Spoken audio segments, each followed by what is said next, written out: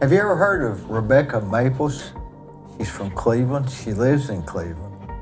And she's a singer, actor, songwriter, and a TV host. And I'm really looking forward to talking with her. I know her sister Robin and her brother Billy.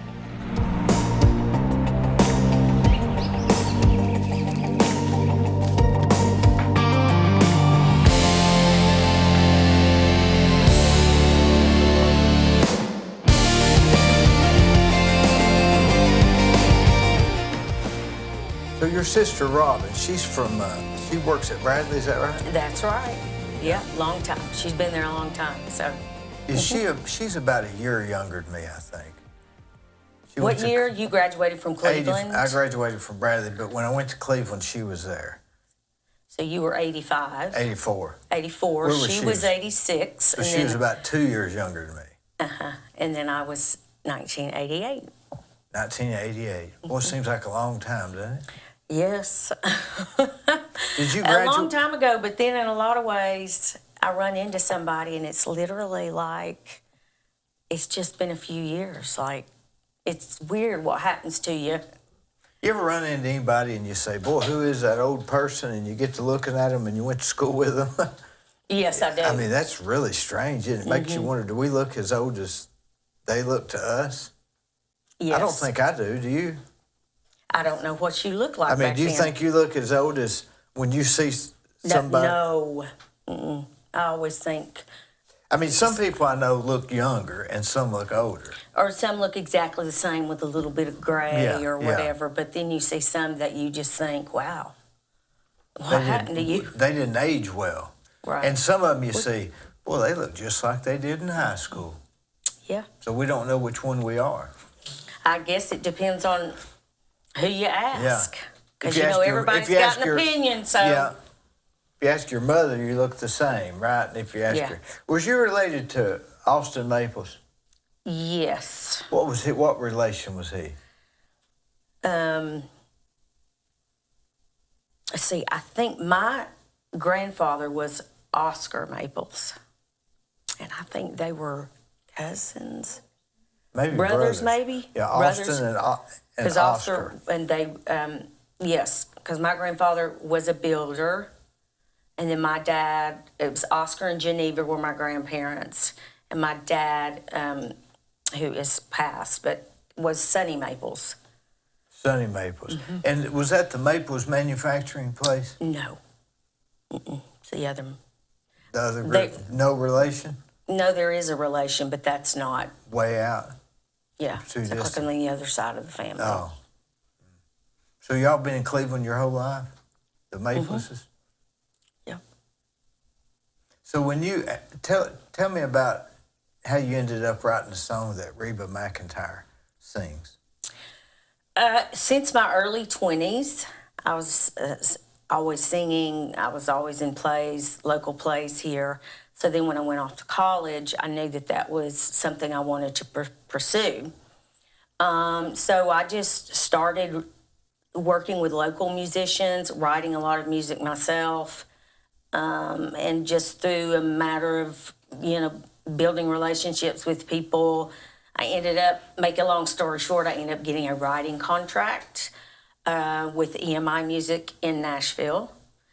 And that was also to be a recording artist. So I met a man who was a producer in Nashville, and he helped me to get on in Nashville. So my daughter was 4 at the time.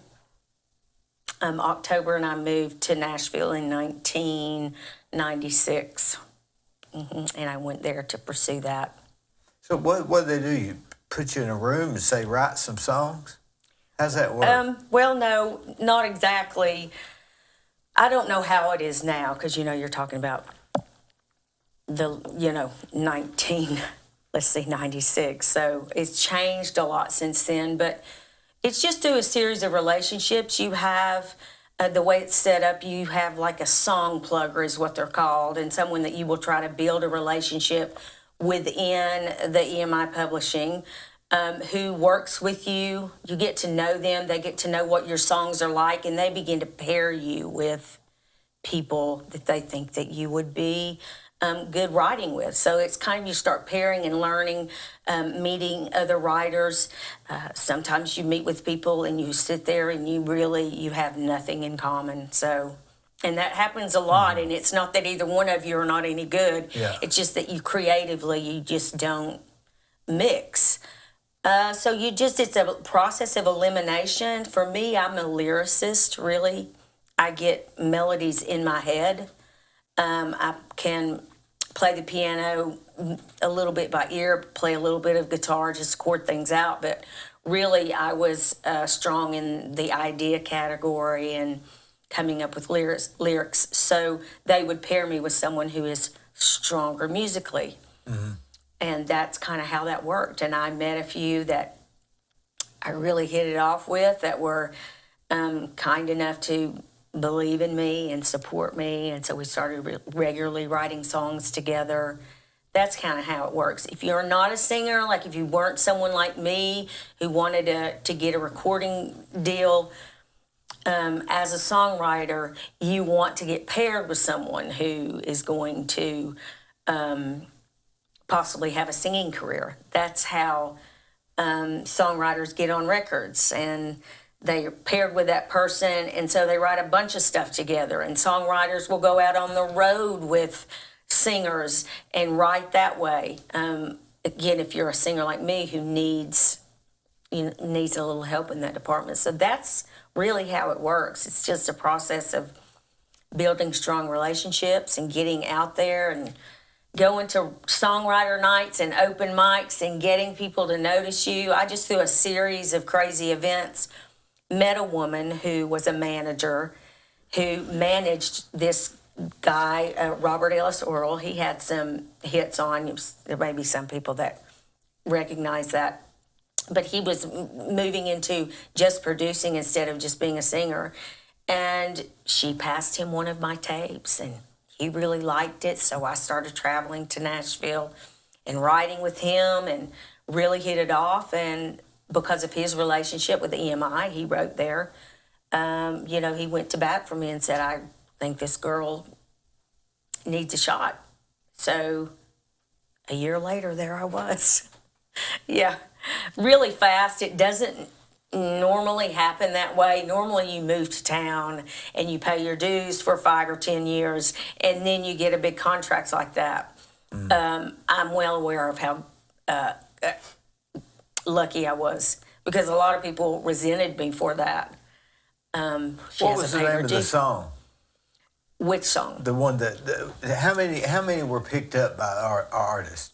Oh gosh, let's see. Probably my biggest ones was a song that Reba McEntire recorded.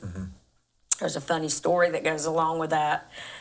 And then I had there was a song in Gilmore Girls Gilmore that Girls. played in Gilmore Girls. Those were my two probably biggest ones. And then later, when I started phasing out and left EMI, we ended up selling a lot of my older songs, just selling them overseas, and they get played and used over there all the time. So, but the funny story with Reba's song, of course, we're talking late 90s. She was big. She was the queen.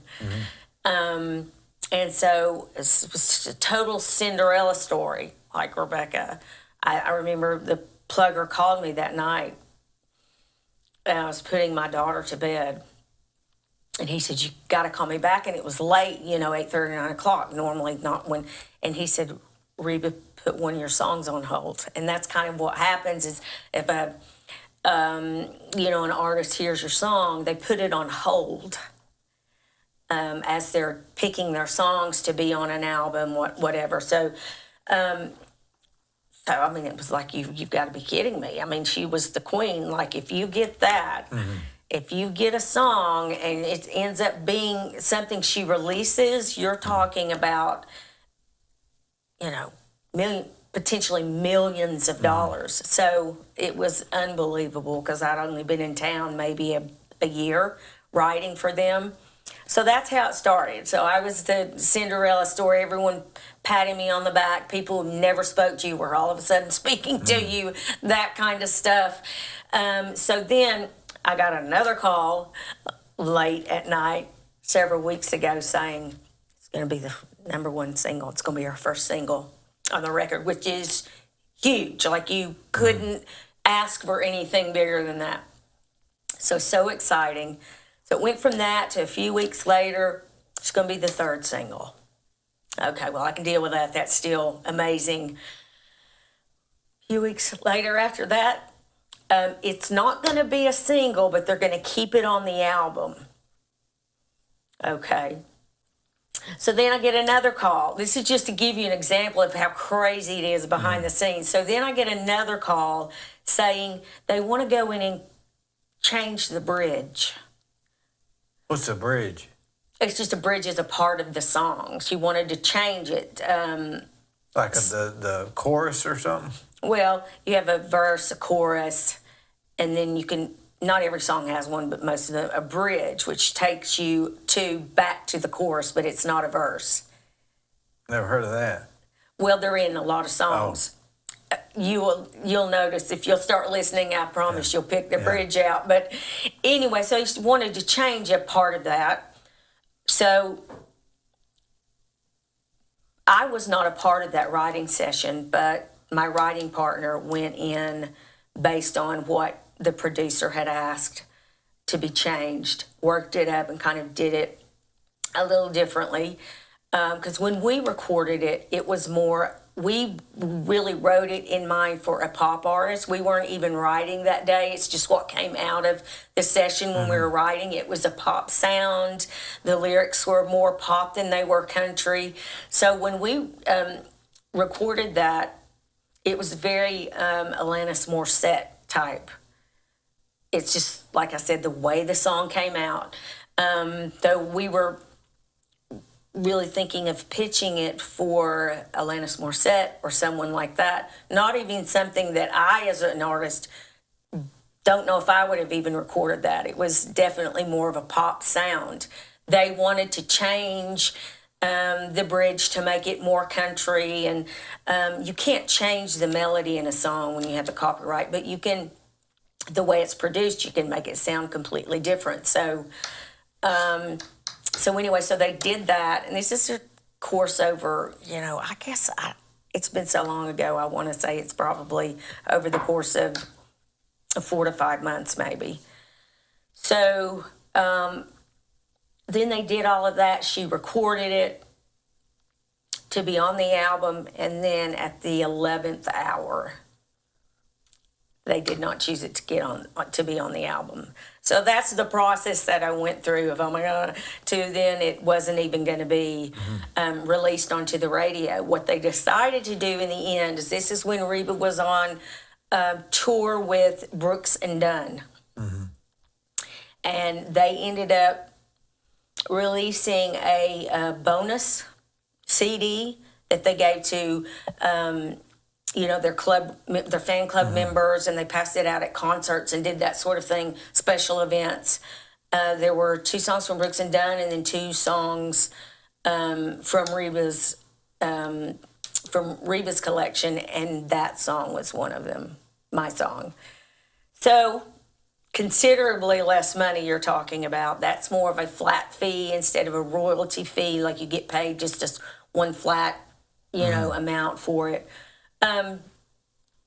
So that's the process of that one song, just a whole bunch of stuff, a long period of stuff. That's the ups and downs of that business. That's why people say it's so hard. It's really it's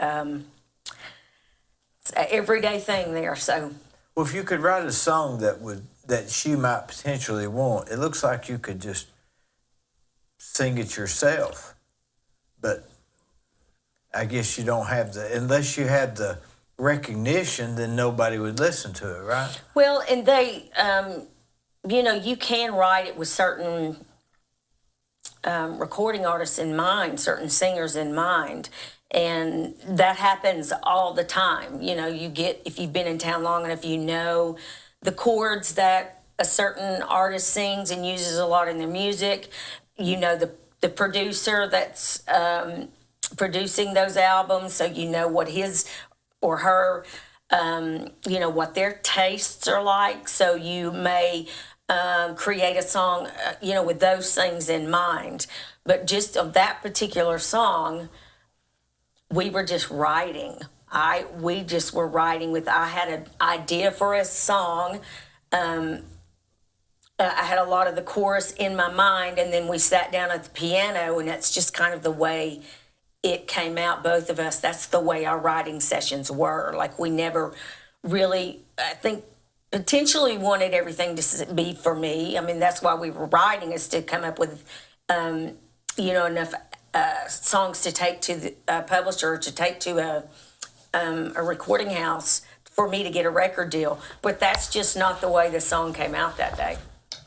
It would be hard to make a living as a songwriter, wouldn't it? Well, you can make a lot of money. Songwriting is a very lucrative business, but to get in on the inside, it's really tough. I think it's probably even more tough now.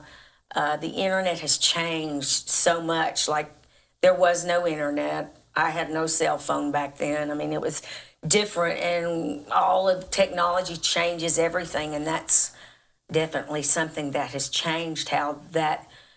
Then you have now a legitimate way to get into the business is to go into one of these America's Got Talent or any of those. Just start singing on YouTube, put it out a reel.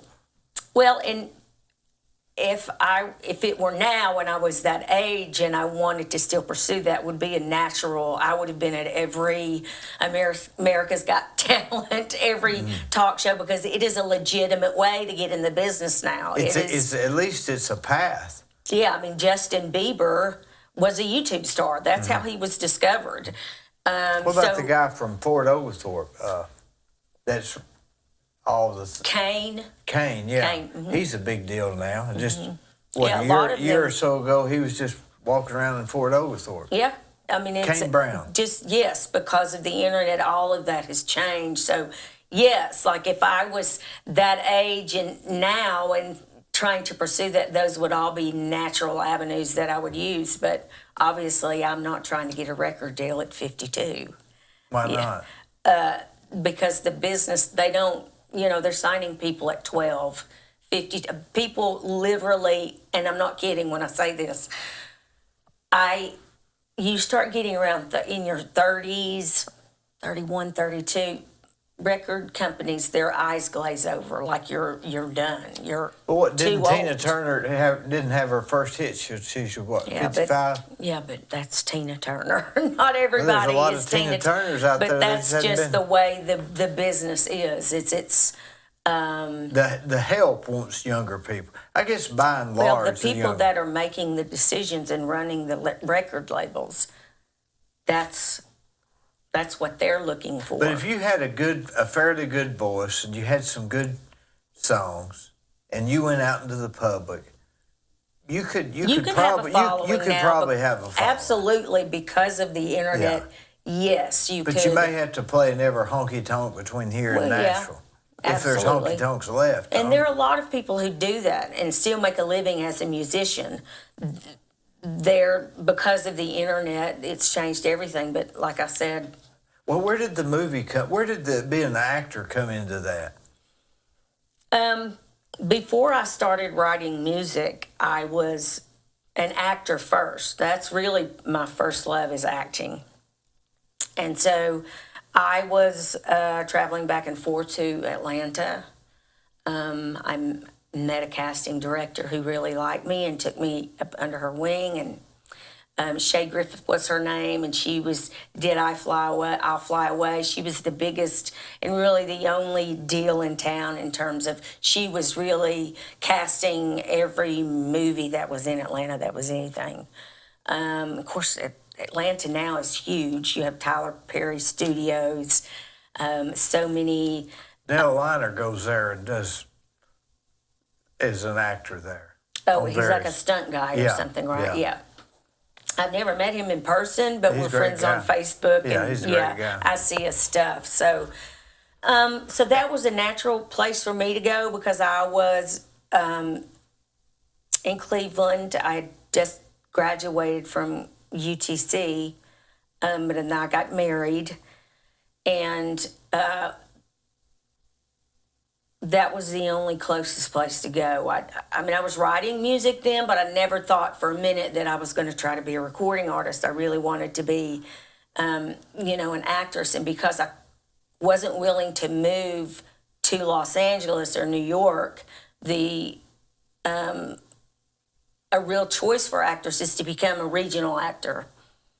For instance, if you live in Atlanta, there are plenty of actors in Atlanta who work all the time that you would never know about. Like a character actor? Or commercials.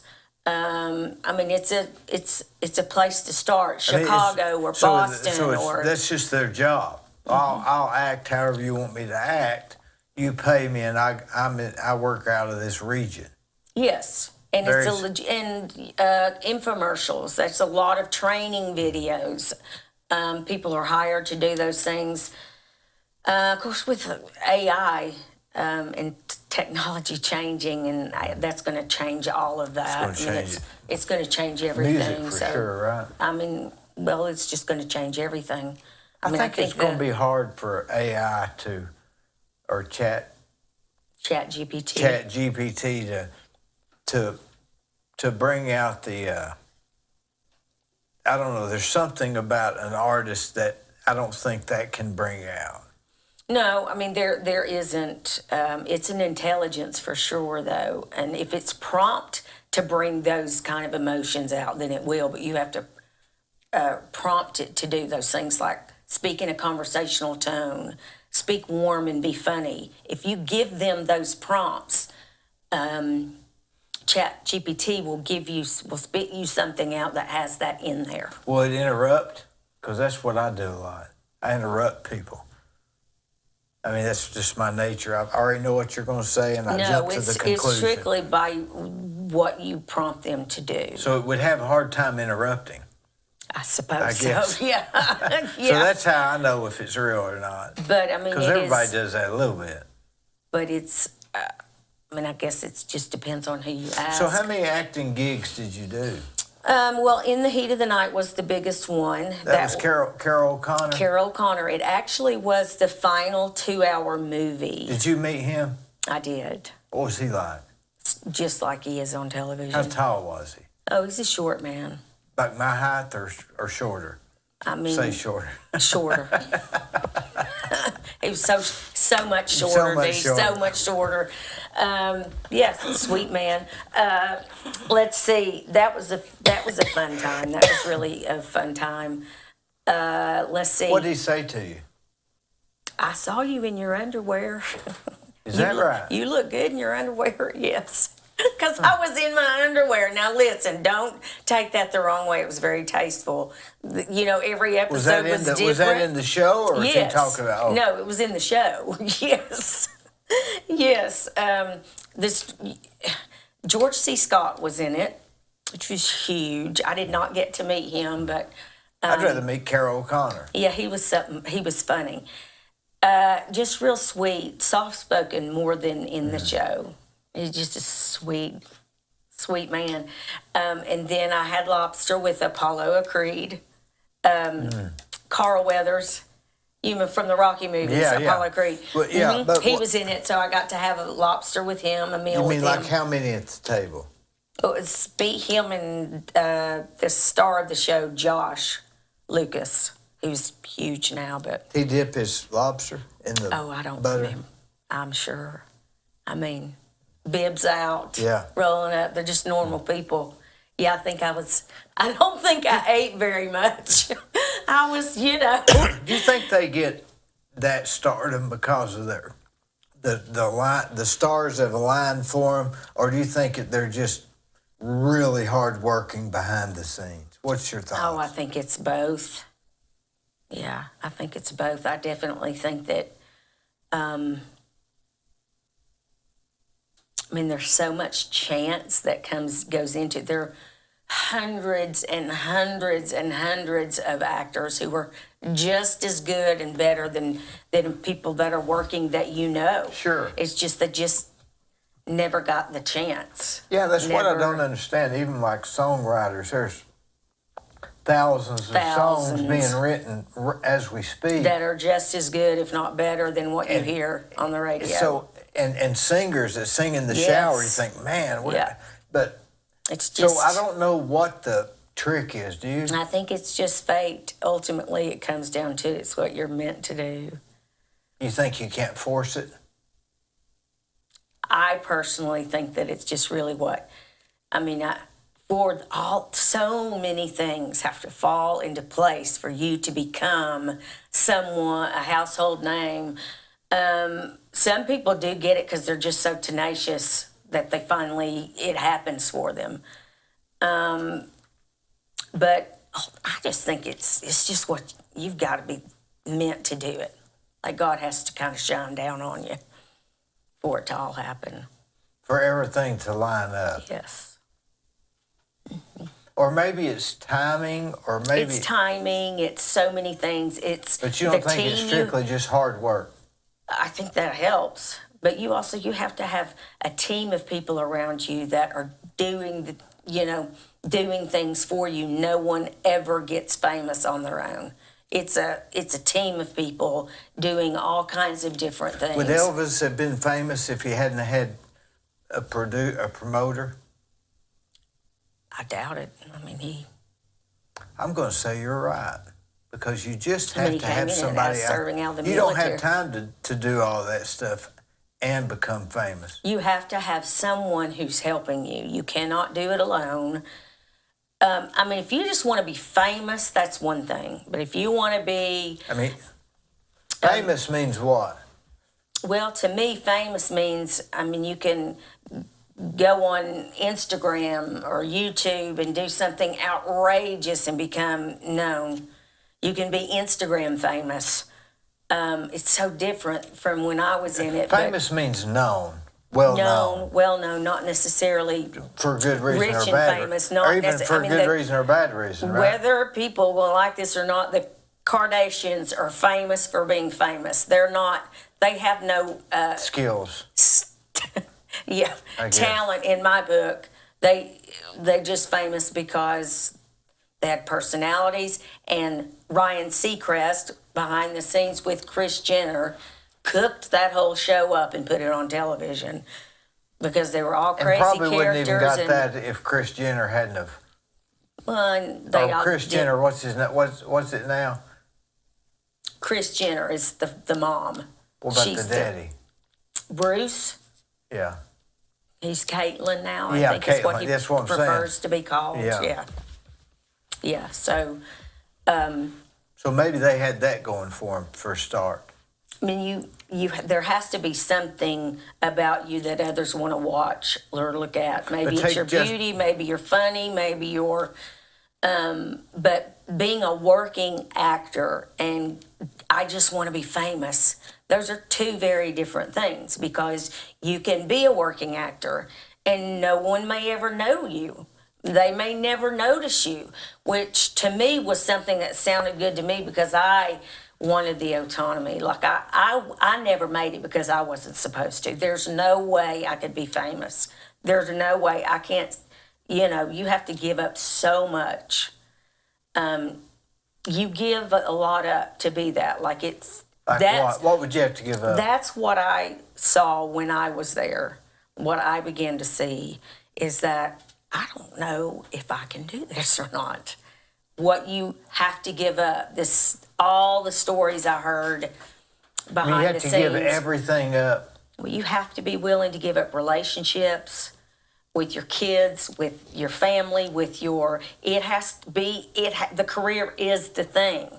Just Like how- your marriage will come under it, your kid, I knew women who had been there for 5 years and my mama's raising my kids back home in Kentucky, that kind of thing. And I thought, I could never do that. I couldn't. And that's eventually what led me to just moving back here is I wanted to put my daughter to bed at night. I wanted to help her with her homework. I didn't want anybody else to do that. And I knew at some point, if I was going to have a career, I was going to have to give that up. And no matter how many times I rolled it around in my head, I just thought, I can't. There's no way I'm willing to give that up. So I wanted to be a good mother more than I wanted that life and to be famous and to be an entertainer. And believe me, I wanted it real bad. Just not that But bad. not that bad. And so, and You have every to- woman makes that choice. If you have children and you're in that business, you have to, and it's a choice. And you have to make it. And I was at that point in my career where, you know, we're going to have to stick you on a bus, and you're going to have to do a tour. If you get a recording contract, you're on a bus for a year.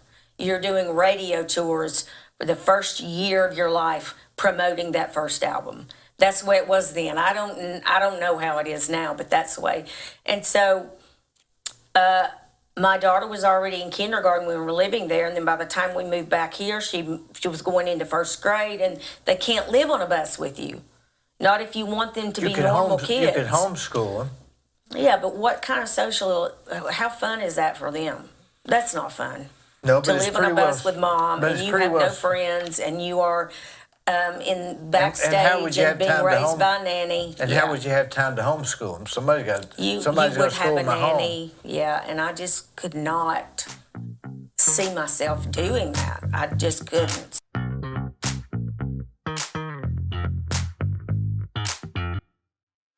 On the courthouse square at 30 2nd Street is the law firm of Logan Thompson Law. Since 1965, they have served the legal needs for the good citizens of Cleveland Bradley County. If you've got a problem, they're no problem. Give them a call.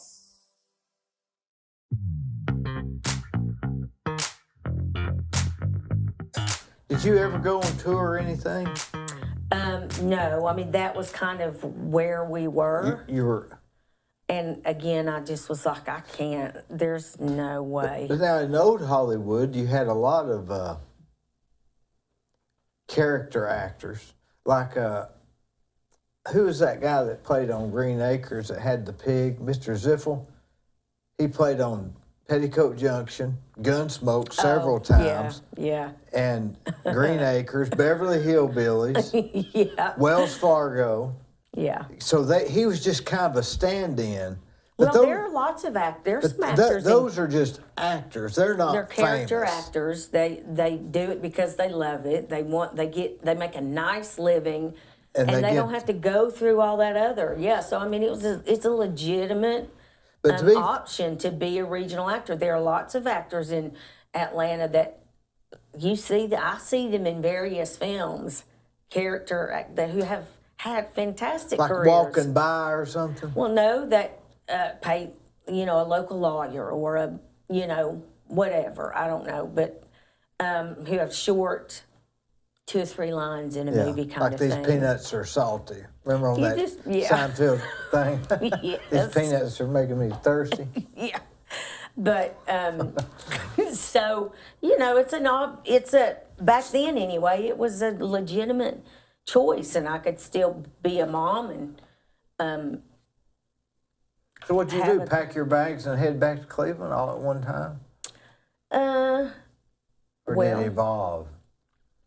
over the course of several weeks. Yeah. And then we moved back, and I was still, the producer I was working with, I had changed producers. His name is Bob Regan. He's written, I don't know how many #1 songs he's had, but he's the best. I love him to death still. I still talk to him all the time. But we were still working together, and he's like, you can't give it up. Let's just see. Let's just keep writing and see what happens.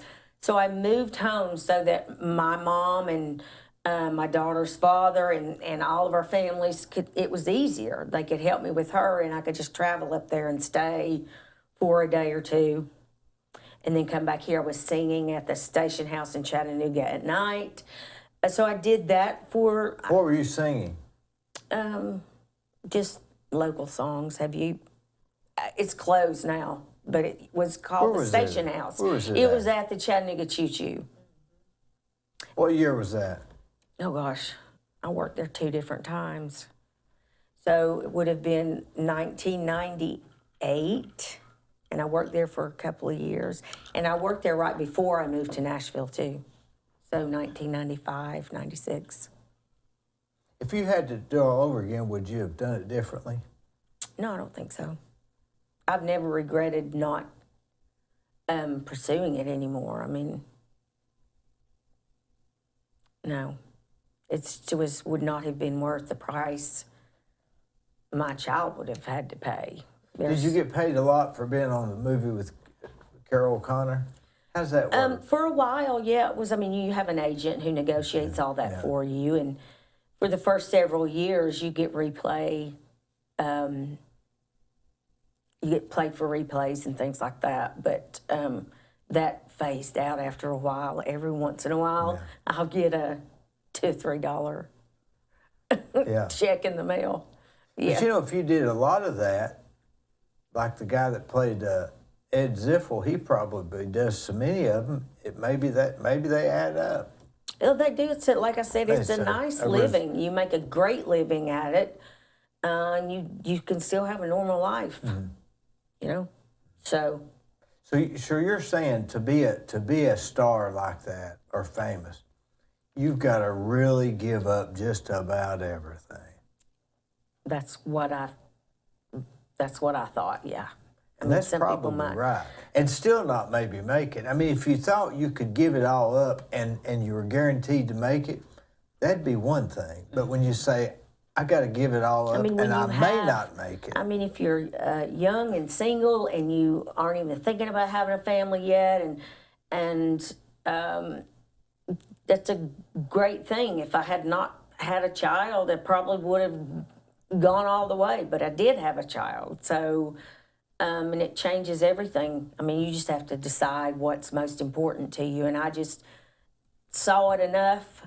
I saw what people were giving up. I mean, I knew a lot of those people, and they've been married 5 times, and their kids hate them, and, you know, they're not happy people.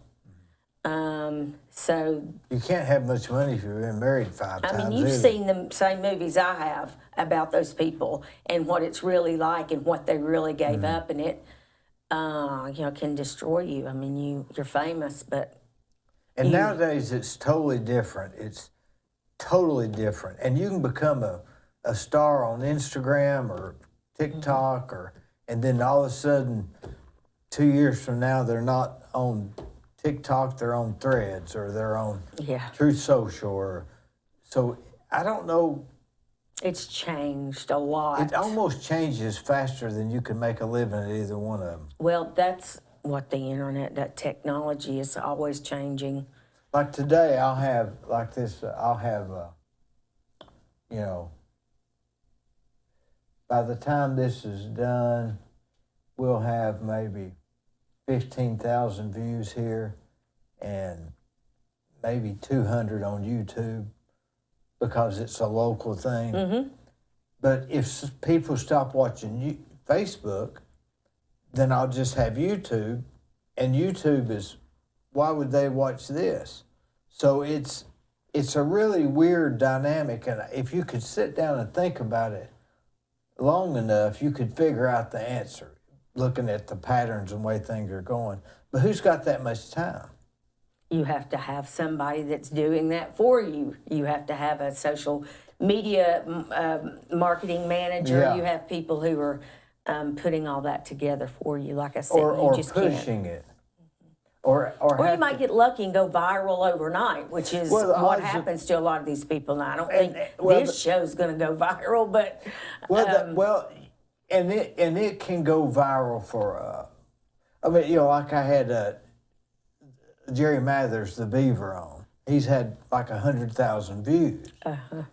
But that was it. So I got to have another Jerry Mathers. So you can't keep having that. Or you have to have someone behind the scenes that is pushing that content out constantly, because if you think about how many messages you receive in one day, how many... We're bombarded with messages and images and this, you know, so that content has to be constantly being pushed out and served up to people for it to even, I mean, when I was in advertising, and the statistic we would say, or what I learned in my training, was a person has to see something 7 times before it ever, at least 2 or 3 times before it ever starts to register with them, like a commercial.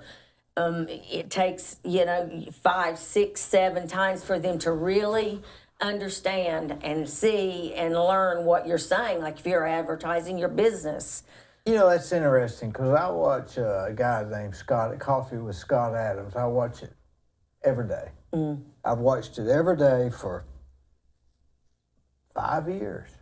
I've not missed one episode. It's 1 hour long. I watch it before I go to bed. And I believe I saw it about 5 or 6 or 7 times before I got hooked. So you may be onto something there. And somebody else might watch it and not like it. But I watch it and I like it. So you had to see it 7 times, and then you only get the ones that like it. Yeah, I mean, especially if your short messages, because you're constantly seeing images and messages. You are getting served them up on Facebook when you go on social media, billboards, newspaper. I mean, there's just information's constantly going in. So in order for something to really have an effect on someone, you're going to have to serve that to them more than once. Even if it's now if it's a really good song, I can hear that one time and I'm hooked.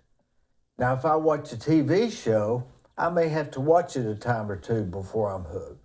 Something about music captures me quicker than a TV show or a podcast. But chances are, you really don't begin. You hear it one time and you think, "Oh, that's a good song," and then you hear it again and you learn a little more. But you would have to hear that multiple times before you really knew the song and could sing it and everything. Yeah, and maybe I heard parts of it, but not all of it. But it took 7 times for. And they say if you do something 14 times, it becomes a habit. Yeah, I mean, there are various statistics of how people say that 6, 7 times. I've heard 5 times but a variation of that. But again, makes sense when you think about how much information you are taking in constantly every day. So for something to go and for it to get your attention and you hear it and it makes sense, and also, unless it is something outrageous, then you're going to have to hear it multiple times. And if it's outrageous, you're going to get over it quick. So it's a fad or a trend or something that. I used to watch these marble races on YouTube. That guy that had the marble races. I mean, he'd marbles. He'd put marbles on this track and they'd roll, and he'd say that red number 3 lane is doing some catching, and he'd narrate it like a NASCAR. It was pretty neat. He'd have things they went through, and that guy, I don't know if he's still doing it or not, but he had all kinds of views. You get to a certain level, and YouTube will pay you. Yeah, I'm at that level, but it's not enough to interrupt the flow, maybe. Even if it's a little bit of money, it doesn't matter. It's not going to change my, But for someone who is trying to be a YouTube sensation or Instagram or TikTok, I mean, it can really... All I want to do is spotlight local people and talk to people interesting. And if it doesn't go anywhere, it doesn't go anywhere. I can't force it. Right, yeah. It just is what it is. Yeah. Did you have your own show at one time? Your Cleveland on Channel 22, Charter Channel 22. I did that for... Did anybody watch Charter Channel 22? It was pretty popular, yes. I mean, Do we still have a local we were channel? on a waiting list for people to come on the show. This Charter 22, could you tell how many viewers you had, or was it just a local? They still have it? No. Charter was purchased by Comcast Spotlight in Chattanooga, and so they optioned not to do a local show, so have a local channel. So So But they for a don't have. long time, it was really popular here. So we Amy don't Beard have- was on it way before I did, and she kind of really paved the way and made that. So we don't have a local channel here. I don't know if there's a channel. There used to be I a guess there's- Channel 5. I don't know if they still do that or not. WCOE has as close to a local channel as you can get, and they just sort of broadcast a picture of the studio. Mm-hmm. But we did lots of, it was a part of I was hired as a salesperson To sell to what? sell local cable advertising, You mean like local commercials. Give me a for example. Like a 30-second commercial on USA or CNN or Fox News for your business. That's what I sold. And there was a local channel component to that people did local infomercials on. You could do a 15-minute or a 30-minute, and then I had the local talk show as well. I brought guests on, and I could, I get sponsors for the show. We How broadcasted. did you get sponsors for the show? Did you have to get sponsors for the show? Well, it was important. I did a back to school. We did a back to school event every year, and we would do a show about that. And we would have sponsors, and it was the hospital or YMCA, places like that would So kind of they would sponsor the show, sponsor it? and they would have drop off locations where you could drop off school supplies. A doctor's office, whatever. We did that, and then we did the Christmas parade. That was a big hit every year. I always had premier sponsors for that, and the hospital. I think there were some various. You're talking about. It's been a long time. Who did you have on the show? Oh gosh, on your Cleveland. Yeah. Everybody. Literally everybody. Yeah, like I said, we were on a waiting list for the show because people were intrigued because it was local people that they saw every day, and people like to watch people that they know How often did it come on? multiple times a day. So, but how many? 7 How days a many? week. How many episodes did they have? Like an episode a week, or 5 days a week? Oh no, it was an episode a week. Your One a Cleveland week. ran one a week. Like we do here, it's one a Mm-hmm. week. Yeah. How did you pick the guest? Well, I grew up here, and so I just knew the community. Again, there was someone prior to me coming in, Amy Beard, who had built up that channel for sure. So it was already popular, is what I'm trying to say.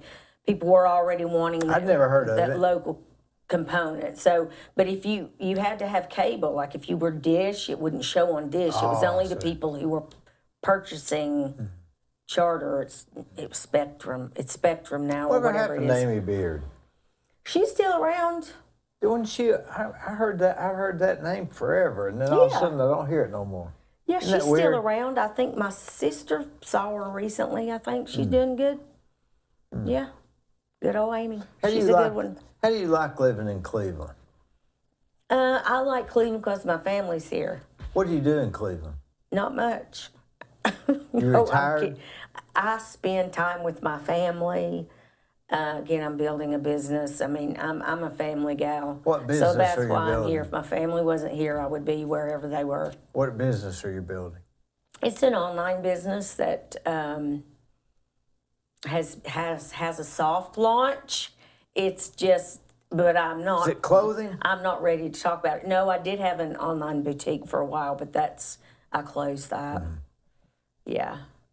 So, but I'm not ready to talk. It's not. It hasn't had a big launch yet. I'm still working the kinks What do you out. like about Cleveland? Like it. I like that my family's here, and I like having relationships. I grew up here, and it's when you move away, which I've done multiple times. My last stint was I moved to Pennsylvania like 6 years ago. I was there for a year, What for? just because I needed to change. There's got to be more to it. There was a musical project I was working on with a friend of my best friend, lived up there, and we put together a little a band, and I wanted to do something different. My daughter was in Murfreesboro finishing up her college education. I thought, why not? Let's do it. So What was it I like? was traveling up there and practicing with the band, and then the last practice was so good, and we had such a good time, and I was kind of in a rut here, you know. I just needed to do something different, so I had the courage to move 12 hours away. And that's a big thing when you're in your late, Yeah. It's different when you're 20, but I mean, I sold half of everything I owned. The rest of it I put in storage, and I moved with my clothes in the back seat of my car. Without your daughter? 'Cause Well, she was in college. college, yeah. So it's the best Like a thing I ever fresh did for start? myself. Best thing I ever did for myself. You think so? Yes, absolutely. Clean the slate? Well, just why not? Why not? I mean, why not? Well, you came back in a year. Yeah, when I was ready to come back home, I came back home. You think it's But sort I of... mean, it was a great thing to do. So freeing to get rid of half your stuff, because Oh, all it yeah. is stuff. I'm so sick of stuff, aren't you? Unnecessary stress in I'm my so life, sick and of- I sold half of my stuff. The stuff I really loved, I put in storage, and literally packed my clothes in the back of the car and left. Moved in with her. I can't stand stuff, can you? Yeah. I just can't stand Well, the it. older I get, the less I important don't it becomes. want any of it. I mean, I had the big house with the swimming pool and the 2-car garage. I did all that when my daughter was here, and but since then have downsized and then downsized some more and then downsized to now everything I own is where I live in a little 2-bedroom duplex townhouse kind of I'd thing. be embarrassed to tell you how simple I'd live if they didn't laugh at me. Yeah. Because It's, I just don't want stuff. yeah. I I mean, built all it's these- just not really that important. It's it takes away a lot of freedom. Yes, it You know, does. I build a lot of big houses for people, and I And just they sort have of... to pay for that, and they're maxed out I to just- and they've got Well, the 3 people I cars. build, They've got the people I build for are not maxed out. It's just it's not a. But I still see the you know. I don't know. I just could really get into the minimalist. yeah. I It could was get- the best thing I ever did for myself. Were there any Pennsylvania Dutch there where you were at? Yes, the Amish. I was in Amish country. See, I was in I could get Lancaster. into that. I believe. It was so fun. I was 45 minutes. I moved into Elizabethtown, which is basically like 20 minutes from Lancaster. And so I lived, not Lancaster. I learned how to say it the right Yeah, way when I what was moved there. It's Lancaster. Lancaster, not Lancaster. Yeah, I've been there. I've been. I Yeah. like it there. Yes, I loved it there. Yeah. And so I moved in with her and lived there. And then after about 5 months, I moved out and got my own place in Hummelstown, which is right there where Hershey Park and all of that, and lived there. I was 45 minutes from Philadelphia, a couple of hours on the train to New York City. I mean, it was great. So why come back here? Well, you know, my parents, my mom's still alive, and my stepdad. You know, my parents, they're here and getting older, and like I said, I'm a family gal, and when I What makes you a family person? That seems to be your focus. well, sure, it's the only thing that matters.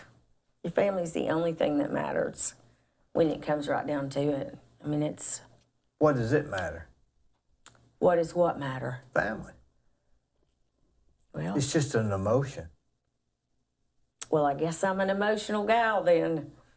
I mean, that's really all it is, That's right? it's the relationship I have with my mom. I love my mom more than anything. My sister, my brother, even though I don't even, maybe not even talk to my brother that much or not as much as my sister, it's just knowing that they're close.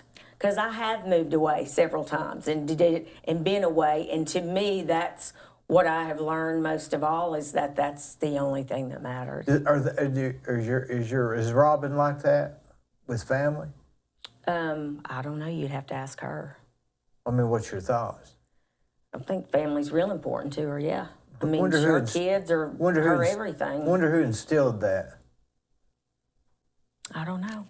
I mean, my brother's very close with his family. I I'm think close it's with my probably just the kids. relationships. And listen, we're as dysfunctional as the next person, as the next family, believe me. But at the end of the day, they're there for me solid every time. And that's, you can't get that from just and just having the connection in the community. Like, if something were to happen, I could call somebody But who nothing's could going help to me. happen, so what does it matter? No, but I mean, what's if I gonna needed happen? something and I couldn't, there's a million people I could Well, if call you're to in come La- pick me if up you're- on the side of the road. But if 'cause you're in Pennsylvania, you can call AAA. It's not the same thing. Not when you're a single woman in a strange place. You can't just call anybody to help you on the side of the road. Speaking of dysfunctional families, remember that sitcom Soap? Yes. They were so Yeah, nowadays. I don't think I was allowed to watch that. No, I it was like really bad. in but grammar school. Right I now, think. it wouldn't even be that dysfunctional, would it? Why no? Don't you remember how how controversial it was when the show Maude came on? It was so Oh, controversial yeah. because she was a divorced woman. And she wore what was that dress she wore? A muumuu? Like a muumuu. It was Boy, she was total ugly. controversy She when was it came ugly. out because she was a divorced woman on television. They might have been swingers or something too, right? Couldn't he? You're they had making that up. No, I think they had the. I think No. that was behind. I think that was the idea behind it. Yeah. I don't remember it like that. Yeah, because the shag carpet and all that. You're so silly. You're making No, that no, up. I'm not. I'm not. I believe that was I because she I had don't the. know. That wasn't in my broadcasting education Maude- when I got my Maude. degree. I hadn't heard that part. What was it? Maude was a spring. Was it Rona that was a spring off of Maude? Remember Rona? The movie Rona, the Yeah. sitcom Rona. Yeah, that was she was a a spring spring off off of of- Maude, or was Maude a spring off of Neither Rona? one. No, one of them was a spring off of the other. Definitely. We have to look that up. I think Rona Can was. we Google that? Because I don't think that's right. I think but Rona was a spring off I of wanted Maude. to say Rona was off of another sitcom. Mary Tyler Moore. Was she a spring off of Mary Tyler Moore? So what was Maude a spring off of? I don't. Or Maude and Rona was played on Maude. No, Now, I it don't was- know if Maude was a spring off of Rona or if No, Rona, it was Mary Tyler Moore. Is that what you just said? It's but Mary Tyler Moore was. I mean, that was a lot better show than Rona or Maude. And Mary Tyler Moore had it. She had it. She threw the hat up and all that stuff. Remember That's she that threw the hat girl. up? Is that the same thing? No. Mary Tyler Moore was the She worked in the newsroom with newsroom. Ted. Ted, what's Yeah. his name? She was important because she was like the first really working woman, professional working woman. Mary Tyler Moore. She had the That's sunken what living that show room. really was. Well, it was a good show, wasn't it? Mary Tyler Moore. Well, I didn't watch that. I was little in grammar school and I liked that girl. That girl, she She's threw the her one that hat threw up. the hat up. She I was loved so that. happy. And then One Day at a Time, I liked One that. Day at a Time. Which because was it that? kind of resembled my family. She was a divorced woman with the 2 kids, and they Oh, lived it had in the Indianapolis, I yeah, think it was, at no. Park Schneider. the handyman had the tool belt. Yeah. And then, of course, He I took loved. care of him, didn't he? Yeah, I loved the Brady Bunch. I liked the ran Brady. home from Stewart School every day. Isn't that funny? So I could get home and watch. It came on at 3:30. I think that's right, 3:30 or 4. I loved that. I've seen every single episode of that. That was and you a know good show, Alice, wasn't it? Alice, One Day yeah. at a Time. Yeah, but I don't even watch one day at a TV time. What anymore. was it you said before that? Alice. One Day at a Time. Alice. Yeah, but what was Brady that you Bunch. said before that? That girl? No, the one where the handyman. One Day at a Time. Yeah, One that Day was at a One Time, Day yeah. at a Time. Was Yeah. she Alice? No, Alice was she worked in the diner. Yeah, I like that. I Arizona. like that. Yeah, Yeah, in Phoenix. Kiss My Grits. Yeah, that Flo. Flo. Yeah. That was Flo. And Mel. Yeah. Yeah. Then they did a spin-off of Mel's Diner, but it didn't do didn't do very no well. good, did it? Yeah. That didn't last. And What is- Love Boat on Saturday nights. I And liked then Love Fantasy Boat. Island was after. Was The Fantasy plane, Island? the plane. Was It was- Fantasy Island and Love Boat? They came on right after each other. Yes. And then Love Boat came on at 9 and Fantasy Island came on at 10. And Carol Burnett came on at 11:30. Is that right? No, she was earlier in the night. I still love Carol Burnett. I do too. Lucy was my favorite. I never liked Lucille Lucy. Ball is- I never liked Lucy Oh, for some reason. she's the best. I love Lucy. You like female actors. You Well, keep mentioning female actors. well, I mean, yeah, I think I have. I'm drawn to other women that I see myself in. I mean, there's Do you think we learn through imitation? no. I think you learn your environment is everything. Isn't that the same thing? I don't know. I don't think. Is that what you were saying? Is Yeah, the wouldn't environment? imitation be environment? Same thing. The first 7 years of your life, I think, are crucial to the forming of the. That's what the Seventh-day Adventists say. They say if you raise a child to their 7, you'll have them the rest of your life. But But I think, I mean, you can grow into another person outside of that environment, but those first 7 years are going to be things that you're formed by. Doesn't mean you can't change, because people can change anything they want, but that's what they say. That do you watch any sitcoms now? no, There's not any, is there? Big Bang Theory? Boy, it's funny. I don't watch TV. Have you ever watched The Big Bang Theory? I know what it is, but no, I've never watched it. It is really I haven't funny. been into a sitcom, and Well, I hadn't I either. don't even have regular TV. You got Roku? What you got? Well, I mean, I have Samsung TV, but no, I don't. I just have apps. I have all the apps, yeah. streaming apps, but Yeah, I don't. I think that's Roku. I was doing YouTube TV and had all the regular channels Yeah. like ABC, CBS, Yeah. all that. And then I decided to do a little, get rid of it just to see, just a little exercise to see. Oh, I bet you Because I wouldn't even felt like notice. I'd never, I mean, I was paying $75 a month for something I was never watching. And so I like Good Morning America. I Who's like on watching it? morning news. Good morning. Who's or on Good Channel Morning? 3, either Who's on one. Good Morning America? Michael Strahan and Roberts. What's her name? Have you ever noticed they'll have a sad story and then a happy story, then a sad story, then a happy story, and it goes on for all morning.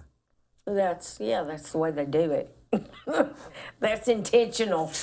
I can't stand it. I can't stand Like it's that all show. very intentional, and yeah, so I just don't. So anyway, and I didn't miss it, so I've never gotten it back. I mean, I watch streaming news that's the same, almost exactly the same newscast as. What streaming news? Well, they have a ABC News morning show that's streaming. They're just different journalists, different anchors, and it's So- the same, basically the same newscast. My internet bill at my house is $288 a month, and I don't even know what I watch. I don't even think I watch anything. That is Crazy. outrageous. It's crazy. I'd get rid of it if I had time. Well, I don't know who I'd to be call. making time. You got too much money if you can let $280 a month go. I don't That's even know. crazy. I would never pay that. I don't even know what it is because I don't watch anything. A bunch of channels. What you I don't watch is at night is I go to McKay's bookstore and I buy the CDs of old sitcoms. And I'm watching Batman right now, the That's original. hilarious. Oh, it's funny. I'm in the fourth You season. need to get It's one great. of those free TV apps where all of that is on there and you can see it anytime. I like to plug it in, know which one I'm on, and then You should get rid of. I like just going to need to McKay. get- Have you ever been to McKay's? Oh yeah, Boy, my it's- daughter and I used to go there all the It's time. packed. Yeah. People don't know how many people go to McKay's bookstore. Is it and still packed? It's packed, right? Yeah, we used to go if like they're on Saturdays. That was If our they're thing. We'd open go right down there. now, it's packed. I mean, you can't even get in line. Yeah. 'Cause they got- Anytime I've ever been there, it's been packed. It's really a phenomena Yeah. to watch how many people go in there. It's really unexplainable. I don't know where they come from, and I mean, they're not, getting Batman, so I don't know what they're getting except We get books, movies, music, books, all kinds of stuff. and they've got gifts too. You can get gifts. I mean, you can get. I think the fun of that for a lot of people, like for me even, is just finding a gem that someone else just gives away and thinks it's nothing, but to you it's something. You might find something you collect that someone it means nothing to them, but you find it. That's what I find fun about antiquing is I like to go in and find the gems hidden among a bunch of junk. That's how I antique instead of going and paying $2,500 for a dresser. I'd rather find one somewhere and, fix it up myself and pay $50 for it. Not because I'm cheap, it's just it's fun to do it that way. Is that the artist in you? I don't know. I'm frugal too, so it's kind of. What made you frugal? I don't know. It's just, I don't like to throw my money away. I know the value of $1, especially now since it's worth about half of what it used to be. Yeah. Well, it's unreal, isn't it? What things are costing now. I just think, it's just a personality trait, I think. I went to Cook's Food Store for lunch today, and in that little thing they got, what do they call that? The cafe or deli there. Bakery. I went there after church. Uh-huh. You know what it was just for me? And I got water. $10.99. $9.82. And I thought it was like $5. It used to be like $5. But nothing is. I think it was eggs have good. gone It was back good, down, actually. but yeah. You ever eat in there? Not in years because I have a gluten allergy, so I only eat gluten-free stuff, so I can't eat any of the fun stuff anymore. What is gluten? It's a protein that's in Bread? Yeah, most people think that wheat and gluten are the same thing, but they're not. Gluten is in wheat, but gluten is actually a protein, a binding protein that binds. So it's basically anything in a box has probably got gluten in it. A lot of soups, most breads. But options are getting better and better, I'm finding. When I first went gluten-free, probably 7 years ago. Do you feel better? Well, yeah, that's why I started doing it, because I was sick all the time and I couldn't figure out what was wrong with me. What'd you have? What would you have feeling sick? Pain all the time, like widespread, constant pain. I mean, like inflammation or something? Yeah, and just hurting. Like, arthritis? when you have the flu, you have those, that's what I was feeling like all the time. And I kept going to doctors and they'd try this medicine and that medicine and just, I just pain all the time. Did that stop it completely? And when I went gluten-free, like quickly, like within 2 days, I felt like a different person. And it's no doctor told me to do that. It's just me just getting aggressive about my own health because I just felt terrible all the time. And I just thought, I can't live this way. I'm not going to live this way. There's got to be. What, did you wake up sore or what, stiff? Just hurting all the time. All your muscles. Yeah. I was diagnosed with fibromyalgia and I had a bladder disorder. All of that is better now. So you're saying getting off gluten, did it solve it completely or just? For the most part. I mean, I still have a bad day, but my bladder, it solved that altogether. I had a bladder disease called interstitial cystitis. Yeah, I hurt all the time. It's like having Charlie horses in your bladder. It's awful. I had treatments all the time. How can you have treatments for that? Well, they call them rescue treatments, where they just, it's just basically treating the pain to help lidocaine and stuff to try to numb it. Is basically, I mean, they didn't even know what it was back then. Do you think that the gluten solved all that?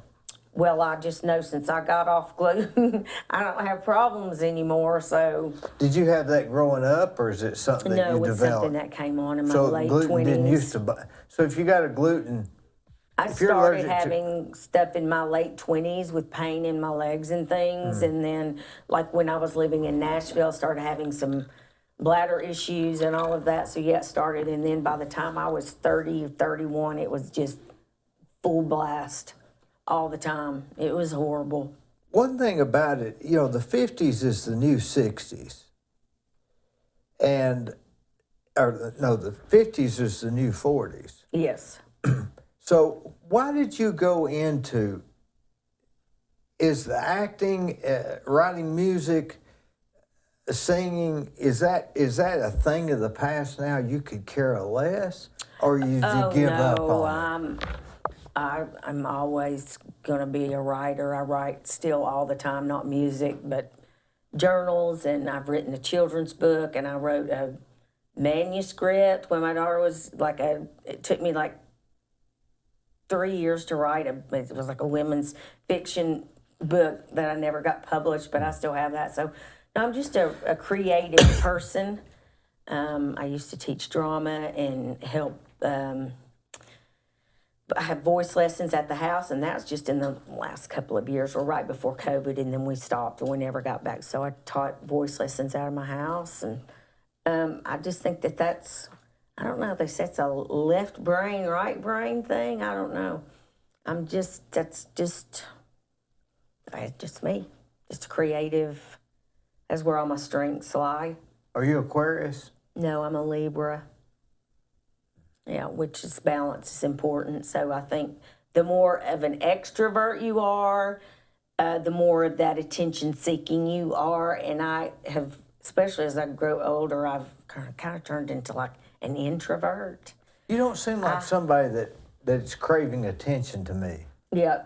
And that was always a problem to me. Like you can't be shy and be, it's a weird place to be. And I think the more I grew into myself and as an adult, I don't need that attention. Like, I don't like anybody to be in my business. Did you then? I don't think when you're in your early 20s, you don't think about stuff like that. I mean, performing was all I ever knew. That's where my interests were as a child. I was not interested in sports. I mean, did cheerleading, but I mean, I did no other kind of sports. All my strengths lied in that, in performing. So that's what I went with. You know, that's why I thought, well, I wanted my career to be. But the older that I got, you know, you sort of settle into who you really are. And I could never be famous. I couldn't. I mean, I don't like people being in my business. Do you like them in yours? You got to give up all that if you're famous, and I can't.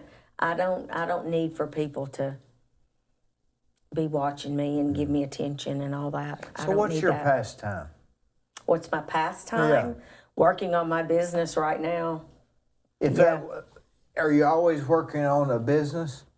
I'm always doing something creative. Yeah. I mean, you don't like. Are you into sports or exercise or the Green Way or going to movies? I used to ride bikes all the time, and then I had a really bad accident, and I never got back into it. But yeah, I like to walk. I used to do aerobics. People don't do that now, but yeah, I like to walk. I got out of doing exercise, which is not a good thing when you're my age. So I've been much more aware of that. Yeah, I like to walk. You might see me on Ocoy Street walking, or I have a stationary bike at home because I don't like going to a gym and having people. So walking's your staring at hobby? me. My hobby, I don't know if I do it because I need to. You know, I do walk because I need to exercise to be healthy. Would be the reason I would walk. You listen to music while you walk? Oh, of course, yeah. What do you listen to? Oh gosh. I mean, do you have a playlist? Yeah. I mean, my favorite band ever is Fleetwood Mac. Best band ever. It's my favorite band. I like some new stuff, and I even like some hip hop. It's kind of a mixture of everything. Yeah. They said people that like Fleetwood Mac like a little faster paced life and faster paced music. It's in the quick eights, they call it. Yeah, I don't think there's any truth to that, but So what's next for you? I'm really excited about this online business that I've been working on. You don't want to promote it today? No, because it's not ready for me to do that. It's just because digital advertising is a niche. You have to build it around a certain niche, and it's not something that, yeah. So I'm working on that, and I'm really excited about that. Just being with my family and doing that, and enjoying life, you know. Just living? Yeah, being happy, trying to be my best life. I think everybody wants to be their best. I'm always seeking, trying to improve, working on myself. That's probably my hobby more than anything, is just trying to be better. What at what? Everything. Be a better person, think better about myself, about others, you know. Look, he's looking at me like I'm crazy. You don't understand that. Well, I don't understand you wake up in the morning and say, how can I be a better person? Absolutely. What can I do better today that I didn't do yesterday? Absolutely. As a person? Well, yeah. Well, just give all your money away. No. It doesn't have anything to do with money. It's just, don't you want to grow into the best person you could be? I mean, if you have no goals, then what are you doing with yourself? I mean, that's the way I look at it. I mean, I'll always be striving to be better, to do better. To be a better person. Yeah. To realize, to do my purpose, pursuing your purpose constantly. Which is what? Well, it's why I'm pursuing it. To continue to be the best person I can be and affect others in a good way. Have a good time while you're doing it. I'm really, that probably is more than anything, trying to be a good person. And that's obviously not important to you. No, it's important. I just don't know, you got to have an area. You got to have an area that you're trying to be a better person in. Life. Well, I mean, what specific area? I mean, religion, family, relationships, a good friend, Sure. a good, what do they call that? Philanthropy. I mean, what area? Every area. No specific focus. No. Just a better person. Yeah. I mean, I think every life has purpose, and that's your goal. And your purpose in life is to figure out what are your gifts and what's your purpose. How were you made to use them? I mean, some people's purpose is just to be kind of as a help to their children and immediate family, and that's enough. Is that what you're thinking? Is that all I want and can be satisfied? Well, no, that's why I'm always trying to strive to be more. Outside of the family. Outside of the family, yeah. I'm pretty selfish about my needs. About it doesn't have anything to do with anybody else. It's just being challenged and... Being challenged about tomorrow is very important, isn't it? I mean, extremely important. If you didn't have something you was trying to get done, I don't know what we'd goals. do. I think that's why people who retire and then they're dead in 2 years because they don't have anywhere to be. They don't have anything to do.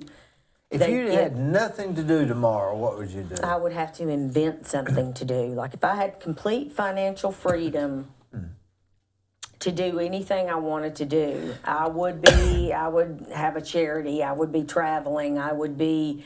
Would you go to the Ocoee and watch at the Ocoee Whitewater Center? No. Too calm?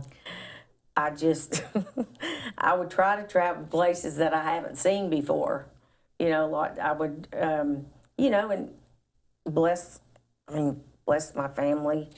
I'd love to take care of my mom and dad and take them let them go somewhere. They've rescued me a couple of times, so I'd like to send them on a trip, you know, but I wouldn't just wake up and do nothing. I could not stand that.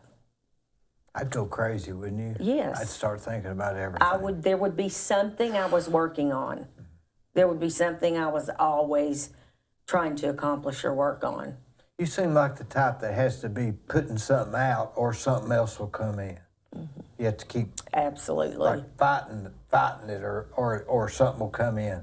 Yeah, I mean, I feel like I'm the kind of person Something's who's going to be going on up challenge here. you all the time. Either you got to challenge them or it'll challenge you. I mean, maybe that has something to do with why I'm single. I don't know. I mean, I'm going to push you to be the best you can be every single day. And a lot of people don't, Are we excited about tomorrow? Well, I am. I mean, if you don't have hope that something great's going to happen, then you should just lay down and die. I mean, if you don't have any hope or faith that tomorrow will be a good day, then how do you even find any purpose? Well, now we've gotten awful philosophical. We're going to end this on a philosophical note. You have to have a reason or there's no reason. Sometimes you have to invent a reason. Does that make sense? Yeah. Because you have to have, I'd rather have a reason invented than not to have a reason. Okay. Just, in other words, you got to have a reason to do all this or you wouldn't try. Right. Even the people that are trying to be famous, they have a reason, and that It's works to satisfy that, and they need praise and applause, and that's mostly what drives most. They're better than the people that have no reason. Mm-hmm. Even if it's a bad reason, at least it's a reason. Yeah, you just have to. I always say you got to have goals. A reason. Small ones, big ones, a big vision. Mm-hmm.